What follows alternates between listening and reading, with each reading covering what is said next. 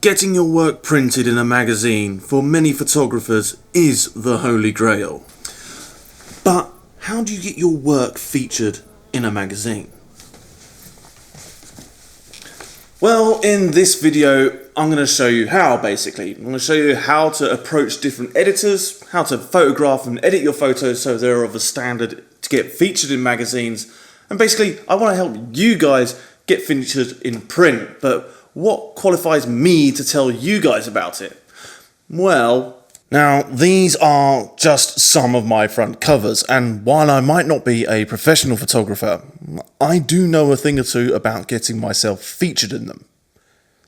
Okay, time for the intro. It was definitely worth the 2 seconds it took to film and 20 minutes it took to set up, and now I have to clean all of this up myself. Great!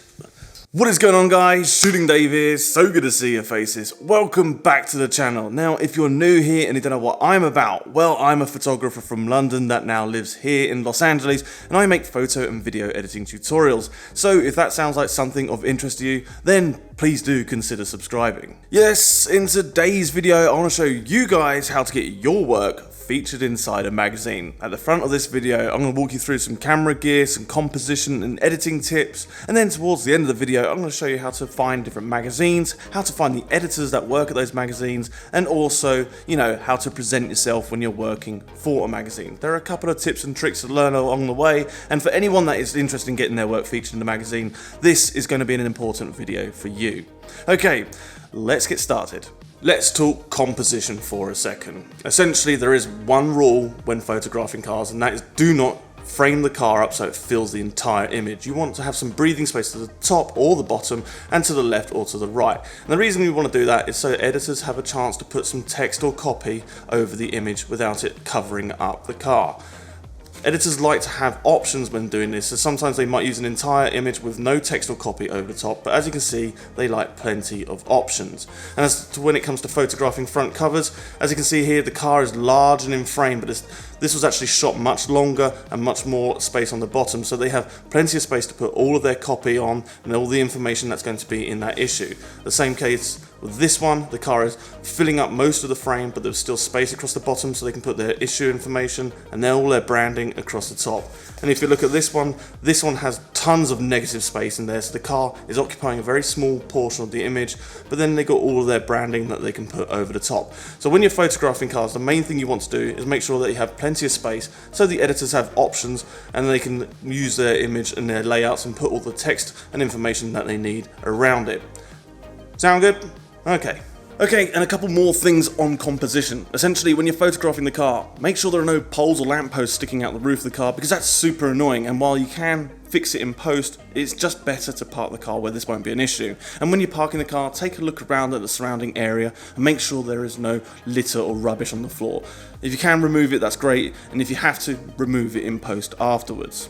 One thing about framing that I want you to pay attention to is although the tendency is to shoot in vertical or portrait mode for Instagram, magazines actually prefer you to shoot in landscape. And one thing to consider when doing this is the gutter. Now, if you don't know what the gutter is, well, essentially it is the crease down the center of the magazine. So when framing up, just be careful that nothing of key importance ends up in the middle. So basically, if you're photographing the owner along with their car, then make sure the owner isn't sat where the gutter would be, because you can't print that and it'll just look rubbish. And other things to note are shallow depth of field. Now, whilst it looks amazing on a screen and we all love buttery, smooth, blurred backgrounds, it's not actually that useful when you're printing it. You want the car to be basically sharp front to back. You can have the background be out of focus, but basically what you want to do is make sure the majority of the car is actually in focus. And talking about landscapes as well, one thing you want to consider here is when you're taking your car to shoot at a landscape, make sure your entire set is carried out at that same location. You don't want to be jumping around to different locations because ultimately you're breaking down the consistency from the shoot and the editor won't be able to work with that. So make sure you do your entire feature in one location. Now, the next thing that I want to talk about is camera gear. Now, I know most of you will have a smartphone which has a camera on the back, but that is just not going to cut it, I'm afraid. You really do need either a DSLR or a mirrorless camera. That doesn't mean you need the latest and greatest. I have a 7-year-old Canon a 7-year-old Canon 5D Mark III, and that does the job just fine. Basically, all you need is something that is high enough resolution that it can be printed in a magazine and will also give you a nice clean image. It doesn't even need to be a full frame camera. You can of course use crop sensor cameras, so basically work with whatever you've got as long as it can produce a clean result. And as for lenses, you're going to want a broad spectrum of lenses so that you can capture the car from multiple different angles. And those wide angle lenses, well, they're going to help you immensely when it comes to shooting the interiors. And if you've got some lighting as well, that will help, although that's not necessary. Other pieces of camera gear that you're definitely going to want a circular polarizing filter to help cut down those reflections so you can really show off the lines and the paint that that car has. And that's basically about it. Okay, the next thing that I want to talk about is shooting and editing, arguably the two most important pillars of car feature photography. So when it comes to photographing the car, the shooting aspects of it, you want to make sure that you're capturing every single detail that there is on that car, especially if that car has been modified. You see, the owner or maybe even the fabricator has put a lot of time and effort into that car, curating all of these lovely details for you. So make sure you capture all of those, and it's your job to make sure you do that through photos so that the reader of the magazine can actually take in all of those lovely details. Now, when it comes to editing, there are a couple of things here that we need to talk about.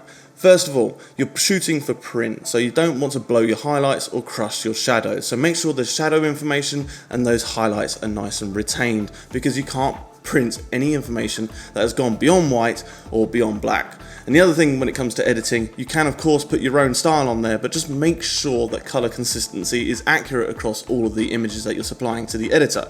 You don't want the color of the car paint changing with every single photograph that you take. You're going to have a very mad editor, and likely that feature won't go anywhere. So make sure color consistency is accurate. And speaking of editors, let's go and talk about how we can approach those next. By the way, do you like my editing setup that I've got here? It's actually a lie. I'm not editing anything at all. My laptop's not even on. Sorry. Well guys, if you've made it into the video this far, thumbs up to you guys. Or better yet, actually leave a thumbs up on the video down below. It really does help me out with the algorithm. Okay, so editors. Now, first of all, I didn't actually reach out to any editors. I'm not saying this to brag, but I'm just saying that they can actually find you from places like Facebook photography groups. I used to post heavily on there, and I got reached out by 2 different editors, so make sure you're active in that community. But if that's not your kind of thing, then I'm going to give you a couple of tips on how to find editors yourself. Rather encouragingly, there are a couple of ways in which you can get a hold of some editors. Now, if you actually go and buy a magazine and open up the front page, you can see that they're actually printed all the way inside there. So it lists all the different editors that work for that magazine, so you can go ahead and email them that way.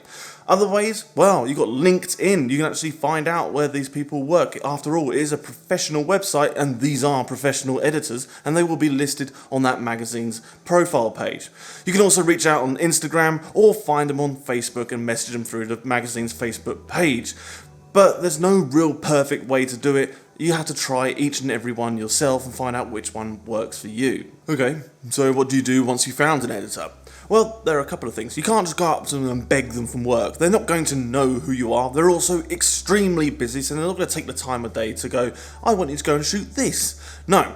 The best thing to do is pitch your work. I used to do this a lot. Basically, I'd either go and pre-shoot a car and basically try and sell the feature to that editor, or I'd put forward a car that I'd seen on Instagram and asked if they were interested in having me go down and take pictures of it. And as I mentioned, the editors are extremely busy, so if you don't hear back from them, then chances are it's a no.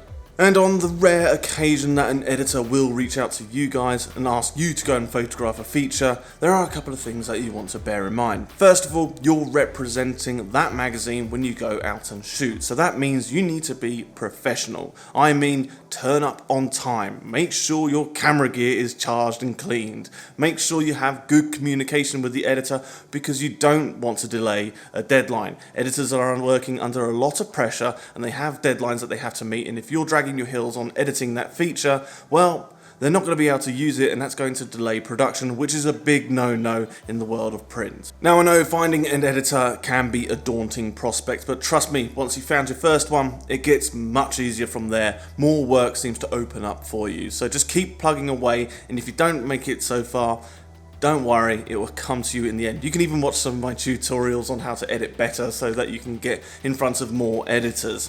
And apologies for this video going up so late. I've been trying very hard to make sure it's jam-packed with all the information that I could get. So I want to thank all the editors from Gap Build Magazine, Autofile, DriveStuff, Fast Car Magazine, Japanese Performance Magazine and Banzai Magazine for all contributing towards this video to make this one a good one for you guys. So hopefully you guys liked it, and if you did, give it a thumbs up. If you've got any comments or questions, let me know down below. If you haven't already, please do subscribe and follow me on Instagram. I've been at Shooting Dave, and as always guys, I'll see you in the next one.